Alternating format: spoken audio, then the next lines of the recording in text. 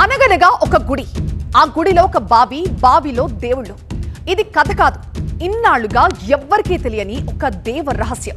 పల్నాడు జిల్లాలో ఇప్పుడు ఆ రహస్యం వెలుగులోకి వచ్చింది. ఆలయ పునర్నిర్మాణ పనుల్లో ఈ అద్భుతం కనిపించింది. నేల మాళిగలో ఏకంగా 7 పంచలోహ విగ్రహాలు లభించాయి. ఎన్నో ఏళ్లుగా బావిలో ఉన్నా సరే విగ్రహాలు ఏ మాత్రం చెక్కు చెదరలేదు. అసలు బావిలో విగ్రహాలు ఎందుకున్నాయి? అవి ఎప్పటివి? ఈ నేల మాడిగిలో భద్రపరచడం వెనుక రహస్యం ఏంటి? డీటెయిల్ గా చూద్దాం. పల్నాడు జిల్లాలో దేవ రహస్యం బయటపడింది. భావనారాయణ స్వామి ఆలయంలో ఈ అద్భుతం జరిగింది. నేల మాడిగలో 1 కాదు 2 కాదు 7 విగ్రహాలు లభించాయి. 7 కూడా పంచలోహ విగ్రహాలే.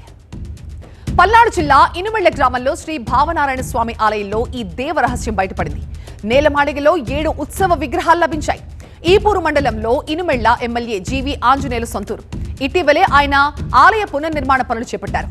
ఎమ్మెల్యే దంపతులు స్వయంగా పూజలు కూడా నిర్వహించారు.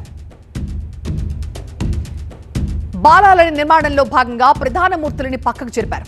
అంతే, అంతా ఒక్కసారిగా షాక్ అయ్యారు. గుడిలో నేలమాళిగ కనిపించింది. పైన ఉన్న రాళ్లను తొలగించి చూస్తే మరో ఆశ్చర్యం, 7 విగ్రహాలు కనిపించాయి. వెంటనే అధికారులకు సమాచారం ఇచ్చారు. దేవాదాయ, రెవెన్యూ, పోలీస్ అధికారుల సమక్షంలో నేలమాళిగ నుంచి 7 విగ్రహాలు బయటకు తీశారు. అవన్నీ కూడా పంచలోహ విగ్రహాలను నిర్ధారించారు. శ్రీదేవి, భూదేవి, నీలాదేవి సమేత శ్రీ వెంకటేశ్వర స్వామి, రుక్మిణి, సత్యభామ సమేతంగా శ్రీకృష్ణ పరమాత్మ ఉత్సవ విగ్రహాలను దర్శించి తరించారు భక్తులు. గ్రామంలో బాలాలయం చేయాలి అని చెప్పి ప్రతిష్ఠ చేయాలి అని అనుకోవడం జరిగింది. దాంట్లో భాగంగా 4, 5, 6 ఈ 3 రోజులు కార్యక్రమాలు జరుగుతున్నాయి.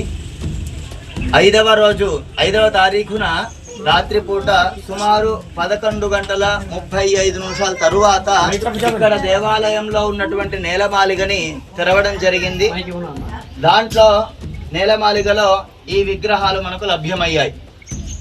ఈ విగ్రహాలు శ్రీదేవి, భూదేవి, నీలాదేవి, వీరితో ఉన్నటువంటి వెంకటేశ్వర స్వామి.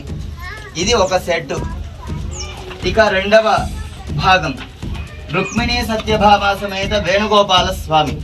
ఇలాగా ఈ 7 మూర్తులు 5వ తారీఖు నిన్న రాత్రి 11:35 తరువాత మన నేలమాళిగలో దర్శనమివ్వడం జరిగినది. ఇవన్నీ కూడా పంచలోహ మూర్తులు, ఉత్సవర్లు అన్నమాట. ఉత్సవ మూర్తులు అంటారు. పంచలోహాలతో చేయబడినటువంటిది.